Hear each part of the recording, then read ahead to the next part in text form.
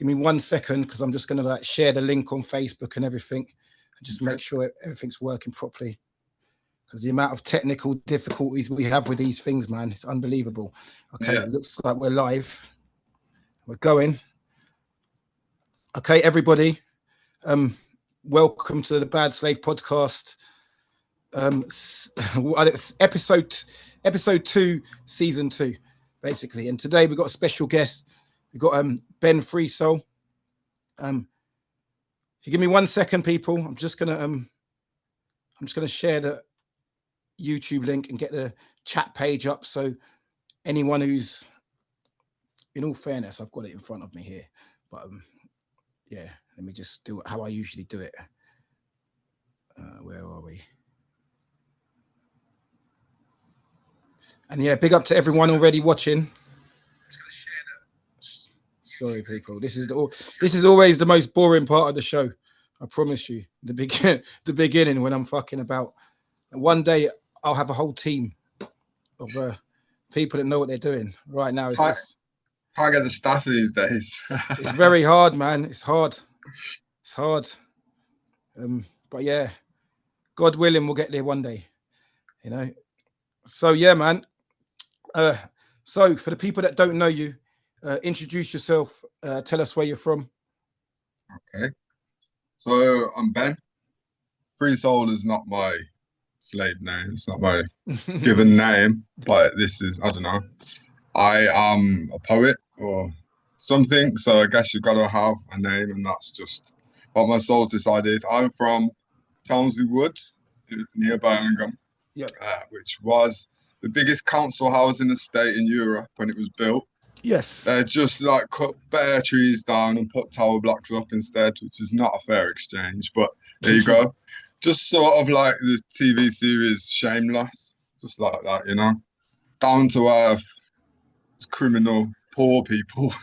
I hear that. I spent a lot of time in the Midlands, so I have not Chelmsley Wood. I don't really know that area, but do you know what I mean? Like Dudley, Walsall, Wolverhampton, these kind of areas, you know. So I know the Midlands. It is a very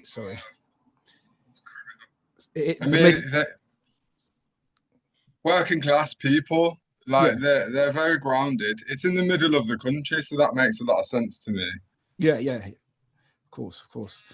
Well, I used to work, like I said, with a lot of guys from the Midlands, and being in the middle of because we used to work all around the country. So a lot of the time we'd set off from the Midlands, and it was always easy to get to anywhere you need to go. And they were grafters, these people. I'm not gonna lie, they were proper grafters. So yeah, I'm currently living in Llandilo in Wales. Okay. How long have you been? I've been here since December. Okay. Fair enough. I love being in Wales because it's so obviously not England. People might understand what I mean by that, but it's mad how invisible borders do have a literal energetic balance or something. And the minute you step into Wales, it just feels more peaceful, less dangerous. I don't know, something like that. Well, yeah, I find with Wales, it's definitely a lot of its traditions have been preserved more than in England, and a lot of even the way the country is. It's not South Wales is a different story. Don't get me wrong, I love South Wales as well, but South Wales where the dangerous shit goes on. But Mid Wales, North Wales, it is pretty rural, so I can see the appeal. Yeah, I saw something. I don't know if it was a video, maybe on YouTube. It was saying that 70% of the land in Wales is just like people don't live there. Yeah, around the middle and that, and it just shows how much green. And I think that's basically what makes the difference.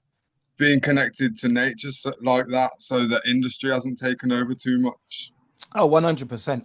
100%. I think, like, coming from London myself, and living in Devon, you see the obvious difference of communities that are exposed to nature and communities that are exposed to concrete. And it is like, don't get me wrong, like cities are cool as well. I've loved living in cities, but I think long term, I don't know if they're good for you. I don't know if they're good for the mind. I don't think they can be, because if you think the more concrete there is, that's like a barrier to like free flowing energy because it doesn't. Do you know what I mean? It doesn't absorb energy and it doesn't give energy out. It's just like I've been in quite a heightened state before, and I got lost in Birmingham city centre.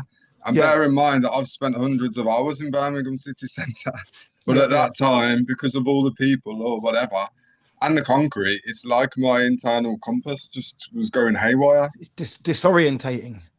Yeah. Do you think that the materials that they use to put up these buildings is done deliberately?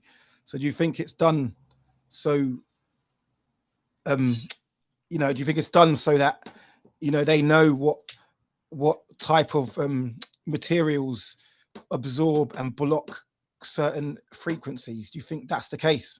I mean, even if that wasn't the case, they're definitely not trying to find out what's the best medium and materials to be building cities up, are they? Nah, nah, definitely not. It kind of goes hand in hand. It's like the belly of the beast. And for anybody that's ever lived on the streets, you can understand that because I survived that. Like Yeah. for the last 15 years, on and off, I've lived on the streets in different parts of the UK.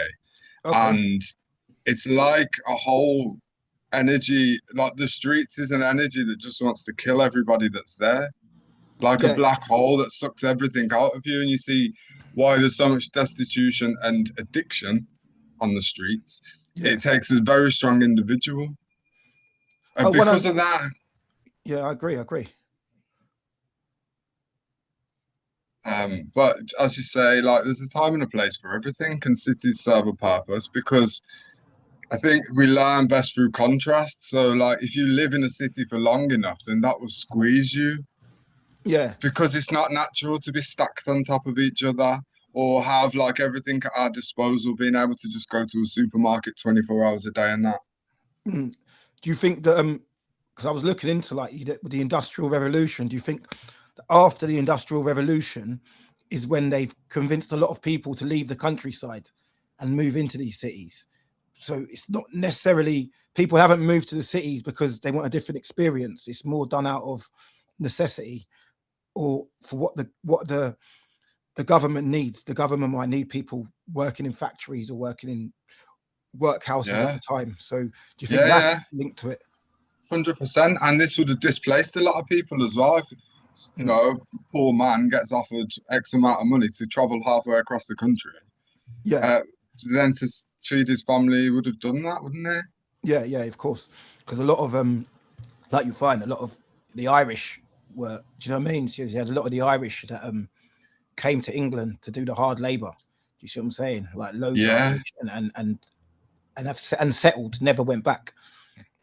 So yeah, yeah, because the more things that were like, the more society is catered for, the more jobs that are made, the more things are available.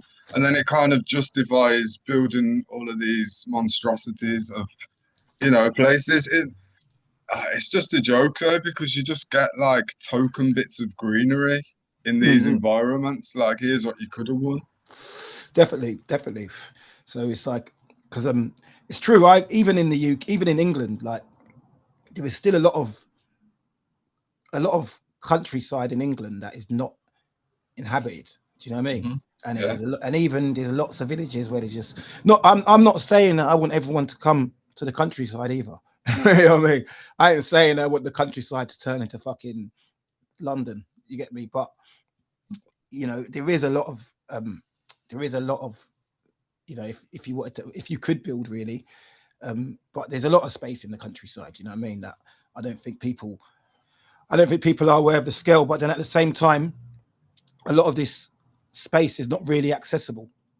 Do you know what I mean? A lot of it's not accessible. You have to stick to national parks and various other things. So yeah, because there's a lot of false claims in society, and everybody just goes along with it. Like for any man, or more to the point, a corporate entity to claim that they own some land just because they've ring fenced it and they've got a contract. It's like, well, who asked the land? yeah, Nobody. yeah, It's yeah. just a power game, or you were born into it. Like, I heard like a little proverb once, and it was this man was sitting up against a tree, just minding his own business, relaxing, and another man came up to him and he said, "What you doing? You can't be here." He says, "What do you mean?" "I'm just chilling." And he says, "Nah, this is my land. You need to leave." And he says, "What do you mean it's your land?" He says, "Well, it's my land." And he said, "Well, how did you get it?" And he said, "My granddad gave it me." And then he said, "All right, how did your granddad get it?" And he said, "My granddad fought for this land." And the man said, "I'll fight you for it then."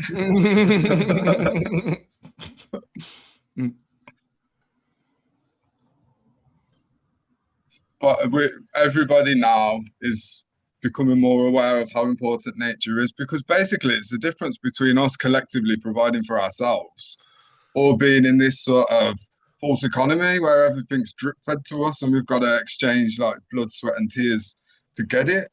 Yeah, 100%. 100%.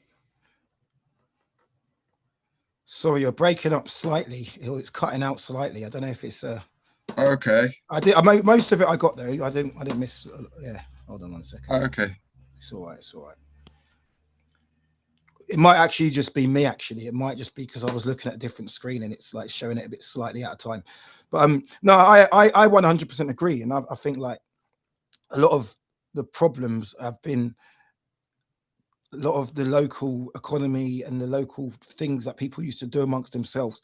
They've handed them over to the big corporations, and now, you know, a lot of people talk the talk, but even them, they're still going to go out and they're still going to use Amazon. They're still going to go out and go Tesco's, and they're still going to do all these things. Yep. So as much as they're aware of the problem, they're not acting on it. Do you know what I mean? So this is why I like doing these sorts of things, because I'm making people aware of an alternative.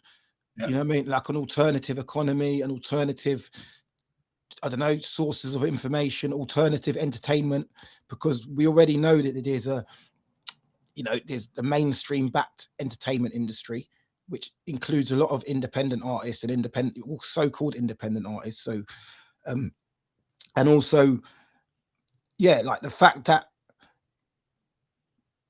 that people they don't value nature, you know, it's a shame, because when I was young, I grew up in the city, but when I was young, I used to love the countryside. You know what I mean? I used to love going to the countryside because it was like somewhere different. It was like, you know what I mean? And my parents were able to use that as a way to get us out the city, because they'd be like, yeah, we're moving to the countryside. So it was like, oh yeah, cool. But then as I got older, as I got to a teenager, I didn't care anymore. I wanted to be back in the city. You know what I mean? And that was me up until about 10 years ago. Do you know what I mean? So it's easy to get sucked in, and then you realize, actually, man, this is a complete unnatural way. And when you move out of the city, sometimes you rejuvenate. Do you know what I mean? You actually rejuvenate. You know what I mean? I see some of my friends in the city, they look exhausted. Do you know what I mean? And it's like, carry on. We're energy. We're electrical beings. We're like a battery walking around. So if we're in just some big battery farm, basically, unless you're of a certain level of consciousness, then you're going to be depleted and affected like that. Yeah. Even just being in a crowd, having different stimulus is overstimulating. If there's 100 people and they're all being quite loud, that's a lot of information, isn't it? Yeah, 100%. Well, I find it, because I keep myself away from a lot of people. I find I can tell the difference of the energy draining from being around people. Yeah. So you understand. So now, like, I was probably not aware of it when I lived in the city, but now I can go to my local city and be aware of it. Do you know what I mean? So going somewhere like London or Birmingham or Manchester, you can see why people are going mental, because you get, it takes the life out of you, to the point where, like, when I go to them cities, I have the urge to drink alcohol. I never drink alcohol. Do you know what I mean? But when I go to London, I'm like, I need a pint. Yeah. And it's like, because I need that energy, the energy that's been depleted from my body. Yeah. I need something to kickstart me, because I feel, and then that's where the drunken behavior, the fighting, that's where that comes in, because you end up having to, sometimes when you're in London, there's certain people that are intoxicated 24/7, like 24/7, and it's considered normal. Do you know what I mean? Yeah. Mm. Well, one thing I've noticed, like in cities especially, it's like every single city or town, it's like a collective energy of its own or something. It's like a cult, and That's it true. does what it does, right?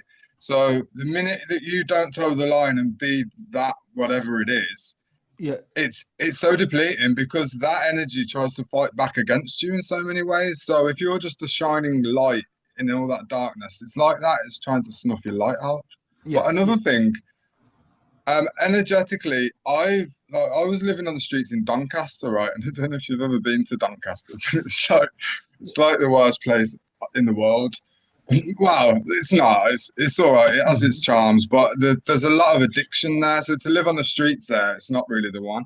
And Yeah. it's interesting because it used to be a town, but it's been upgraded to a city. Of course, So yeah. there's something in that. But so like for example, I was sleeping like by the shops as soon as I arrived there, and I got my wallet stolen and Wow. my phone while I was asleep. Yeah. But anyway, I made some friends there, or like I was trying to help them. They were on the streets as well, and they were a bit older than me. And so we just hung around for safety in that, which is not really advisable. If you're going to survive on the streets, you got to do it alone. You got to find a way because otherwise it's like a big trauma bond. But I've anyway, heard, yeah. I literally ended up smoking crack one night there, and I didn't intend to. I wouldn't choose Mm, to, mm. but I did that, and I stayed up all night, and I just participated in the energy of Doncaster and got to observe it. Yeah, yeah. It's madness, and then not long after that, I just went and got myself a place to live because I was staying on the streets out of choice. Yeah, yeah, yeah. Like I've lived in HMOs, right? You know what they are? What are they? Houses of multiple occupancy. So Oh, like, okay, I see, yeah. and it's disturbing how many of these places are actually open and they're getting people who have got big addiction problems, like loads of demons, and just Yeah, putting them in the houses together, yeah, yeah, pretending yeah. that they're supporting them, getting paid a wage to not provide what they actually need.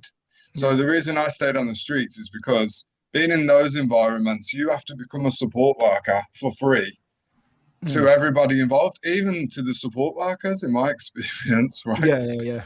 So I'm like, nah, mate, I'd rather just be outside. I've But heard that. then, I've yeah, heard that a lot of people, they say that when they're in those places, they end up getting pulled back into the addiction because of the other people that are living with them. yeah.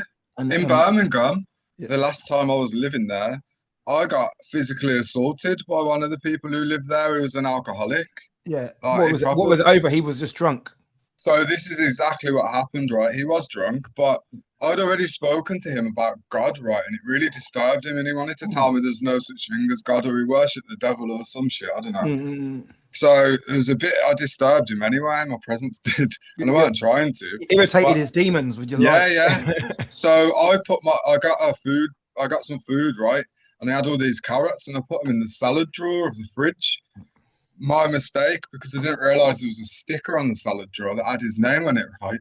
So he Mm, made a big thing about it, and I was like, all right, I'll come and get my carrots and I'll move them up to the yeah. shelf, and you put your tub of utterly butterly back in the salad drawer, right? All right, mate. So yeah, okay, so I did that, and then he wanted to tell me about the cupboard space and what belongs, and I'm like, no, it's all right. It's just no, it's a minor thing, bro. Please just stop because you're pecking my head now. And he kept going on, and I was like, listen, when you were a little boy, nobody listened to you, did they? And Uh, he didn't like that, right? So, and then I made some food and I went up to my room. I come back down and I was carrying all this like this platter of different dips that I'd finished with. I've been eating. He came into the kitchen and he just punched me from behind and popped my nose. I had yeah. all of this tara masalata dripping down my leg or something, like slipped on it. And then he carried on punching me. And I Mm, was just like, I can't even hit this geezer because he's just like a frightened little boy. Like, yeah, yeah, yeah, yeah. so I moved out of there. I Mm, went to the hospital. I went to Wolverhampton. I did because I was like, I'm not having that. I don't want to live there. But nobody would help me because I was still under contract of the tenancy agreement from the other place. And I'm like, yeah. I've got no intention of speaking to those people who allowed for that to happen. Yeah, yeah, right? But they wouldn't help me. So we ended up going back there to the yeah, yeah. house, and I wasn't scared because I knew that he wouldn't bother again because I already told him, like, you've cursed your soul, bro. Like, what are you even doing? Yeah, And yeah, so I yeah, went in there and it was calm. But then when I had money again, I just left and I went to the yeah, yeah. Isle of Wight. And this has been my experience. It's like, I'm just trying to heal. What's all this bullshit getting in the way of that? Yeah, yeah. Well, this is the thing. Like you said, you made a good point earlier, and you said like different places have their energy field. So you become, and for me, I never lived in I get it because I've never lived in a place long enough to get sucked into that energy field. I almost have. Do you know what I mean? And I've lived in places long enough to know what's going on. But then there's always like for me, if I go to London, when everyone starts talking about what school they went to, I'm not in that conversation. I never went high school in London. So all of us, do you see what I'm saying? So there's that. So it's the same like wherever anywhere I've lived. I lived in Luton. I've lived in Watford. You know what I mean? And it's like I've lived around the country. And it's like when you move around a bit, you kind of get that. But then you also, you know what I mean? There's certain places that I'm familiar with where the vibe is dark. Do you get me? So if you Yeah. want to, once you go there, if you don't get into sync with everyone else's vibe, like you said, it will work against you. Do you know what I mean? And you, don't get me wrong, you can go against people as well, but some places it's not the one. Like I don't think Birmingham is the one. You know what I mean? Birmingham is Oh, not the no. place. Birmingham isn't the place to go to war with the town. And No, whereas no, London, cities, yeah, no it's not. chance, mate. Yeah, it's You not the like the place. closest, the best you've got is market towns, like, you know, little gentrification. Mm, But like it is because it's about having allies, right? And you know, in the Bible it says a prophet shall receive no honor in his hometown. Yeah, that's all true. right. Well, never mind where you're born. How about everywhere you live in is your hometown? Mm. Then you start to understand it. Oh, I was blessed to live on the Isle of Wight for 4 months, and it's like nice. after 4 months, energetically, I could not be there, and the work was complete or something. Like as if the energy drifted out to the whole of the island, so everybody knew who I was, and See. mostly that was because I was living in a tent in a public park, not intentionally. It just happened like that. So it caused a massive disturbance amongst the councils and everything. Yeah, yeah, yeah, yeah. But yeah, like but to have an ally is makes all the difference. And in that place, I didn't have any allies. I was just very vulnerable, and I had people who pretended to be my friend to get close to me, which is obviously worse than having enemies. Mm-mm-mm. It's true. Yeah, so So luckily, as an Englishman coming into Wales, it's like it's cool because Wales receives immigrants. yeah, yeah, yeah, yeah, for real, for real. Well, you got to look at it like this, yeah. So as much as people run around with their St George's cross, yeah, and their Union Jacks, but really those are the symbols of the imperialists that came here. You understand? So prior to that, you had the different tribes. Obviously, you had the Welsh, you had the Irish, the Scots. Do you know what I mean? You had a culture here that the Roman imperialists basically set to eradicate. Do you get what I mean? So Yeah. a lot of what you'll find with the Welsh, especially the Welsh identity, they've managed to hold on to a lot of. Do you know what I mean? Because it ain't easy when you're under occupation to hold on to anything, mate. They'll burn your books and smash your statues. So the Welsh have managed to hold on to a lot of things. Obviously, they've held on to their language. They haven't, you know, there's only so much you can do when you're like ruled by Westminster. Do you know what I mean? There's only so much, but you know, and there's only so much you could do with your cities as well to stop them turning into like anywhere else in the UK. But Wales as a whole is not, even Scotland. Don't get me wrong, Scotland, yeah. Don't get me wrong, it's got a big drug problem. It's got certain things up there that are mad. But if you're just a working class person, it's not too bad for work. Do you see what I'm saying? It's not too bad for working class people in Scotland. You know what I mean? If you got a trade and you got whatever, you know what I mean, and you just get on with what you're doing, you can have quite a lot of disposable income in comparison to England. Yeah. London, especially somewhere like London, you know what I mean? You'll be working just to pay your rent in a house share. Do you know what I mean? For maybe a Yeah. grand and a half a month, and that's it. And Yeah. sitting inside all day. I think it's fairly obvious that you get what you pay for in this life, and basically living in an English city is bending the knee to that flag, you know? Because until these islands are named Albion again, which is the heraldic name before all of the bullshit, Yeah, before the yeah, empire, yeah, yeah, then yeah, nothing's gonna change really. In the meantime, the people who are deeply tapped into their ancestry, yeah, like really rooted people, are gonna yeah, survive what's coming because they already know the score. yeah, yeah, yeah, yeah.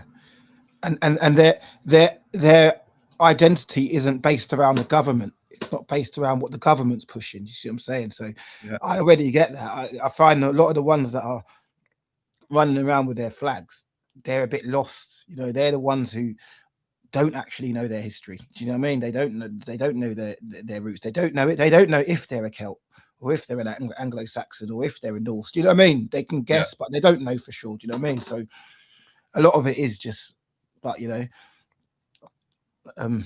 So how long So what made you end up on the streets in the first place? Ah, I had a spiritual awakening slash psychotic breakdown slash whatever you want to call it. But is there even a difference? I don't think there is, no. It just depends what your ego wants to believe about what's going on. Yeah, But no, I just everything just all the illusions just disintegrated in front of my eyes after a traumatic experience. Like I was in a relationship with this girl, and it got a bit violent, and it was like, nah, mate, not not a chance. So everything just fell apart. The life that I was building. I ended up living with my dad, um, and it just caused me to reevaluate everything, including how I was treating myself, how I was showing up in the world, what I believed in, or what I was standing for.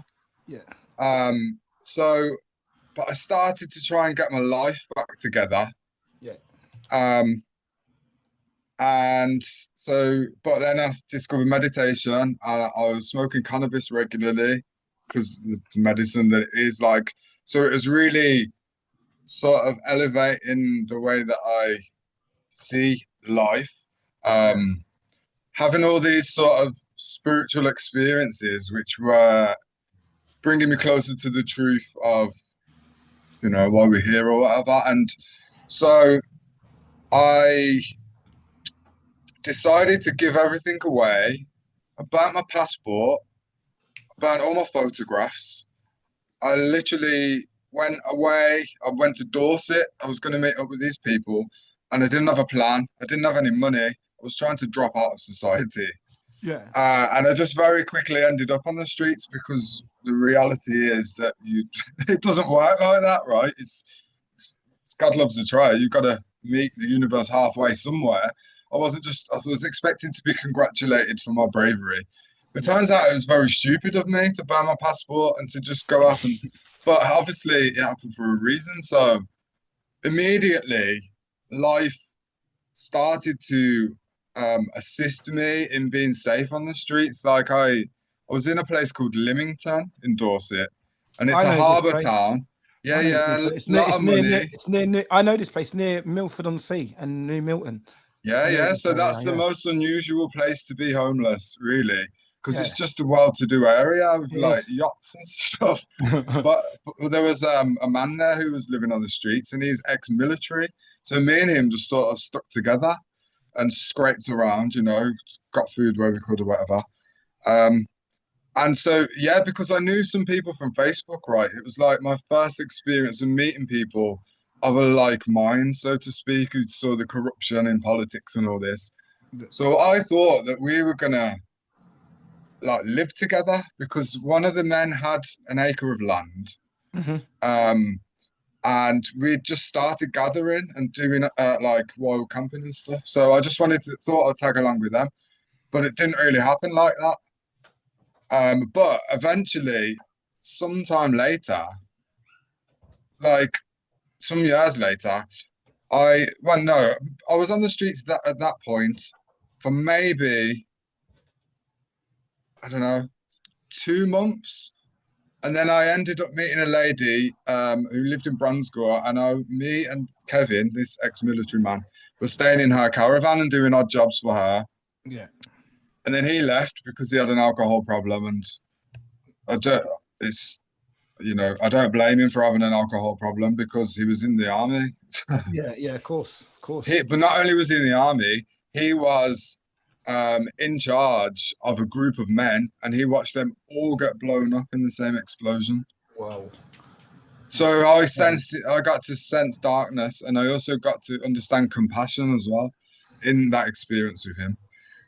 But then eventually I went back to Birmingham, and I was like very regretful, and I just basically came with my cap to the government, or just like, please help me again. So I ended up having my own flat, but then that eventually I left there, and that brings us up to like, as COVID was just about to start, as we were hearing the whispers of what they were going to do, apparently, lockdown or whatever, I was like, right then, I'm gone. I'm not having this. So I went back down to Dorset, and I was going to meet up with some friends who live around London and Berkshire. They were going to come and do some wild camping, and we'd just see what happens. But all the transport got cancelled. So they didn't come down to meet me. So I was just chilling in a place called Brockenhurst, a sleepy village, at the side of the road in a tent for a few days. And then eventually I reached out to this man who owned this acre of land, and I went there, and basically I lived there I was there, I don't know, I was there for about the whole of springtime, 3 months, but it literally almost killed me. Like, that's when I got to understand about spiritual warfare, really, and also groups of humans. Like, I've seen some mad stuff there. I was assaulted by spirits in that place. And eventually, like, God pulled me out of there, because I would have died there. I would have stayed out of some false loyalty. Yeah, Because I had a heart to try and help these people, and they didn't even have a clue what they were operating with. Like, were they like New Age traveler people? No, so the man, I believe things have changed for him, and he's gone back to going by his assumed name, but he changed his name to Raoul Halvar, and he was the king of this place, right? It was a micronation. Do you know what? You know what? Yeah, I know exactly what you're talking about. I know this place. I've been there before.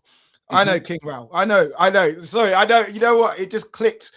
It just clicked to me now. I've been there before. Yeah. Yeah. So it's a small world. Yeah, it's a madness, and actually, I tried to speak to him a few times, and like literally just sit down and just chat about the experience, because I don't blame anybody for anything, or I've forgiven it and I've learned from it. But he weren't interested, because it's like I accidentally saw through. You can't have a king. You can't go from saying Babylon business and then just have a small version of that going on in your own backyard. Yeah. It was all right. Anyway, I did quite like it. I did quite like what they were doing when I went there. It was quite cool. I went there one day, and it was I remember it started raining at one point, and we were like under that. They got like a canopy, like a table with a shelter. So we're sitting under there. Do you know what I mean? And then it was like, you know what it was? I think it was like, fuck it, let's get some beers. And I went and got some beers in it, and we had a couple. It was all right, but that was the only time I've been there. So I'm not taken away from your experience at all. Like, but again, it's like, because it's a micronation, it's essentially a city or an island of itself. So again, energetically, it follows. You're going to be pulled in to do, unless you're invited there as some sort of source of change. Like, we welcome your light, and we will, sort of balance out. Otherwise, what it's like is, like an autoimmune disorder in the body. Your body starts attacking itself because there's some faulty signals, and it thinks you're a threat. But you're actually there to be healing. Yeah, but I think with these sorts of things, and I've got no qualms in someone setting something like that up, because I think obviously if you are positioning yourself as like a king as well, then it is going to run more like a dictatorship. You understand? And I don't blame, you know what it is? Because I've been in situations, yeah. And we had a farm that we used to live on, yeah. And because our thing was run, like the whole ethos of it was there is no leaders, sort of some bullshit, yeah. So because there was that, there was absolutely no direction and there was pure chaos. I can like I haven't been to that place you're talking about since I went there maybe about 5 or 6 years ago at least, yeah. And it seemed like, you know, they had some level of, because they seem like they've, you know what I mean, it's all they've done it themselves. Do you know what I mean? They've had no, you know what I mean, financial backing, and they seem like they've seemed organized to a degree, which is good. I don't know the ins and outs to tell you what's good and what's bad about, you know what I mean. But as far as what I've seen they've done, and I know King Rao, he's got his YouTube channel and stuff like that, so I know he makes content. I haven't. It's been a while since I've even checked it. You know what I mean? I maybe should go and check it out, to be honest, because I don't know. Like I said, when I went there, it was a good experience. But I take your word for it as well, because I've lived amongst these sorts of people as well. Man. You know what I mean? And the spiritual attack stuff, it's no joke. You know, people are dealing with all sorts of. Like I said, I lived in a place where there was a few of us that lived there permanently, and there was a lots of people coming in and out. So especially like after festival season, our house would get full of the people that need somewhere to crash after festivals and stuff. You know what I mean? And shit, you know, just strange things would go. People were doing strange things like cutting off an owl's wings, and you know what I mean, and just doing mad stuff. And then it gets to the point where you're like, what is going on? Like, you know, you have to tell people, you know, you can't just come into this house and do all this sort of mad stuff, and then you're opening portals, or I don't know what it is you're doing, but it's not cool. Do you know what I mean? So I just see a lot of people ain't got a clue what they're messing with. That's the point. They don't, but they will always downplay it, and they will always you know, they'll always act like they've got control over it. And there's people have various levels of understanding. So some people don't believe it. Some people believe it a little bit. Some people believe it and think it's harmless. Some people have got sinister intent. Do you know what I mean? Yeah. So you've got all of these different people all mixed, you know, so yeah, it's crazy. And yeah, you will in them situations. That's why sometimes it's better to just keep to yourself, because in those situations, like I said, physical assaults is one thing. People dealing with like that sort of stuff is another. And like I said, I where I used to live, shit used to happen there as well. Sometimes, you know what I mean, I turn the light on, come back, the light's been turned off, no one in the house. So that stuff like that. But it's no surprise with the kind of people, they were all like from Bristol. So a lot of them I know from Bristol. Anymore. Yeah, you know what I mean, innit? So a lot of that crew, innit? They're like the free party crew. Do you know what I mean? And then you see a lot of and there's a lot of drugs as well.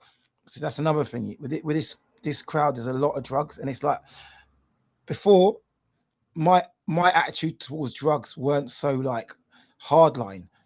You know what I mean? In fact, I was, not to say I was encouraging people to take drugs, but I didn't have like an anti-drug stance for most of my life.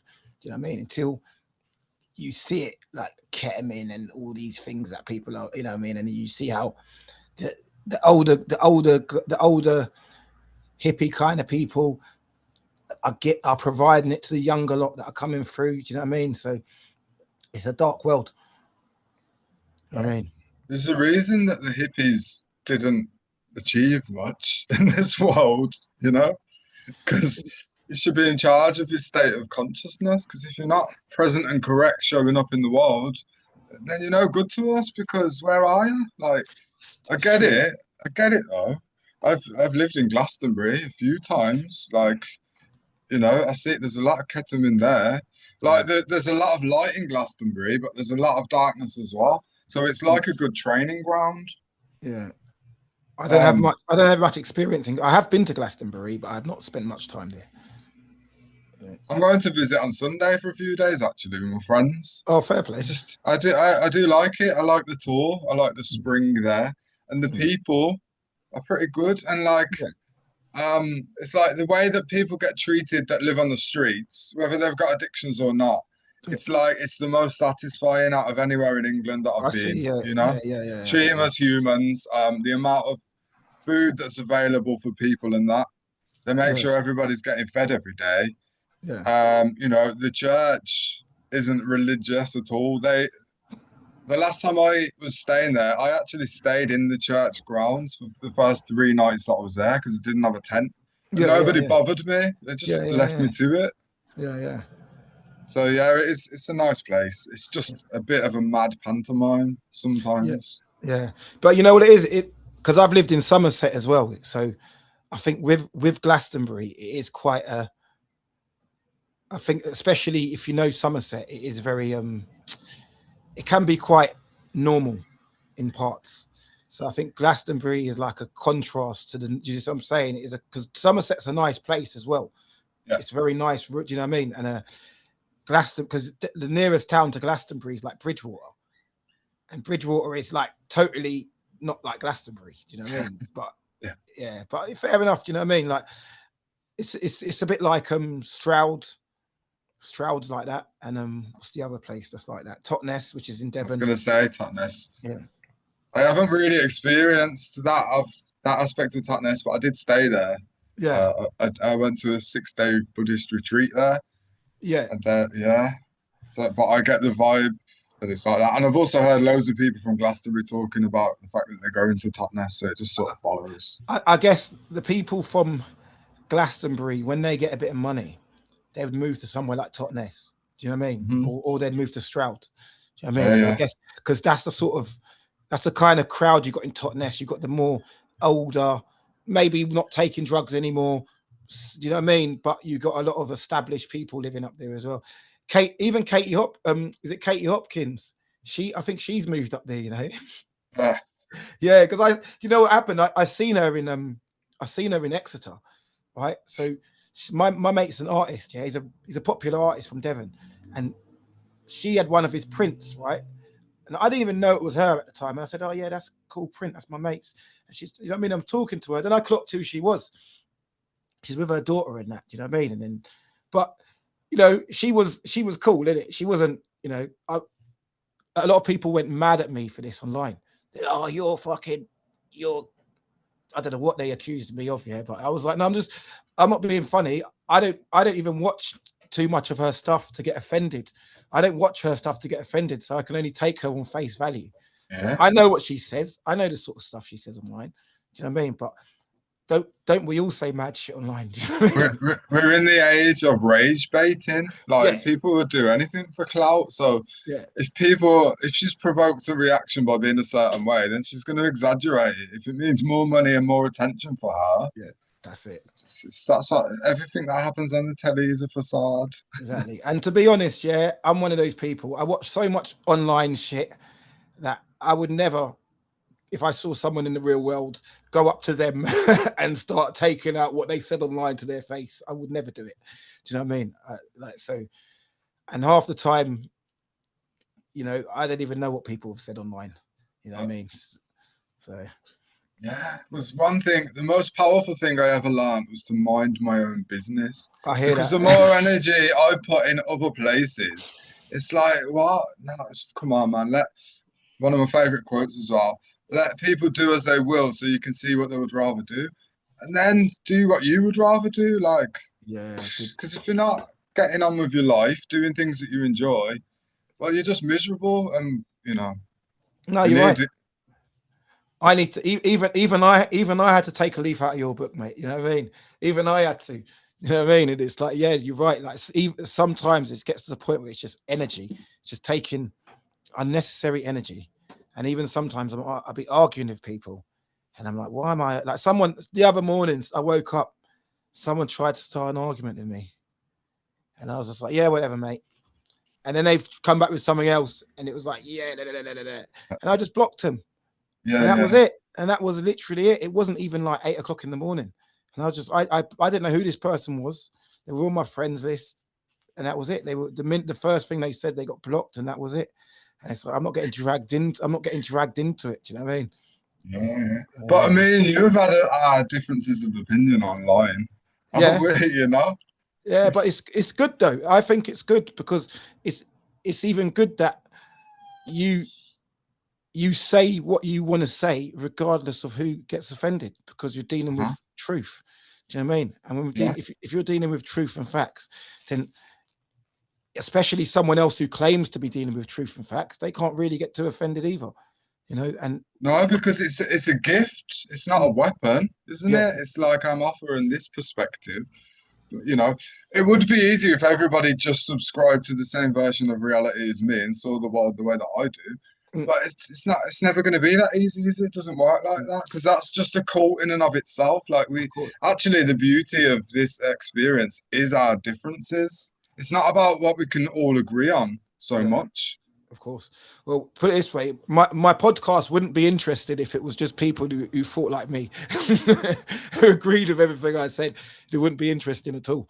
So, you know, it's good. It's good to be challenged at the end of the day. It's good to challenge things, you know what I mean? And I think that's the difference. You know, some people just get emotional, but some people can actually challenge and can actually debate. And that's the difference. Do you know what I mean? And this is what we need to have online. Do you know what I mean? We need to have like people that can actually, because not everyone is intellectual. That's the thing. I think everyone wants the clout online, but not everyone is intellectual. And like you described earlier, not everyone has spent time in the wilderness. You understand? That's a different perspective now. Do you see what I'm saying? Not everyone's been out in the wilderness and understands. So even though you're saying, oh, it was crazy, I burnt my passport, I did this, it was like, not really. It sounds crazy to most people, but most people don't know what it's like to unshackle themselves. So that's the process of unshackling yourself. And then anything you get after that is cool, but you have to know what it's like to have nothing. Do you know what I mean? And have nothing and not even know what tomorrow, you know what I mean? That's when you're, do you know what I mean? That's when you're ready to, once you've got that sort of, once you've got that training, then you can go back into fucking civilian society and just do what you have to do. But at least you're ready for when it collapses. Yeah. You know what I mean? I think there's an element of preparation as well, because it is our birthright to live an experience where we don't have to worry, you know, where money's not an issue, where we can just have these experiences, whatever we want, i.e. to have some sort of wealth. Yeah, we can all rise up into that. And in doing, it's like instead of fighting the people who are doing that, it's just like becoming that, but with a good heart. Like that's how we turn the tables. That's it. So unless you know what it's like to have nothing, then you will never appreciate anything. So anything you get will never be enough. Definitely. I'm gonna have to wrap this up soon, man. But it's been a wicked show. But I wanted to, before we go, I wanted to say you got your new YouTube channel. We've got to push that. Yeah, cool. What is the name of the channel? So it's Ben_Authenticity. Yeah. And you uploading regular videos at the moment? I slowed it down a bit because I'm really trying to tune into what the channel wants to be. But maybe it's just going to evolve to me documenting more of my daily life, an insight into my artwork. Yeah. You know, just looking forward to it. I'm also going to I'm starting a podcast soon as well. Like I'm interviewing my first guest on Saturday. And it's going to be called Here We Are, but that will all be coming out. All right, come on. So we're going to make sure we're going to lock in on this Saturday, yeah? Next Saturday. No, it's not going live, but I'm going to upload it. I think I'm creating a separate YouTube channel for that. All right, cool. Yeah, or it will be on Facebook, Ben Freesoul. Cool. Well, we look forward to it, man. And definitely, we're definitely got to have you back on here as well. Yeah, and I'll give you a shout to come on my podcast. Come on, bro. I really appreciate it. Anytime, my bro. Yeah, man. Right, I just want to say, I don't know if you know, but we actually have met in real life before. Yeah. You were selling CDs in Birmingham once, and I brought one off you. Where was it? In the town centre, or was it at a gig? Yeah, in the centre. Yeah. Yeah, I know we had met. I know we had met. I just couldn't remember where. Do you know what I mean? Man. We've met in person. You know what I mean? Yeah, man. But yeah, much love anyway, man. Oh, blessings, bro. Cool, man. Thank you. I'll catch you in a bit. Yeah, peace. All right, that's right.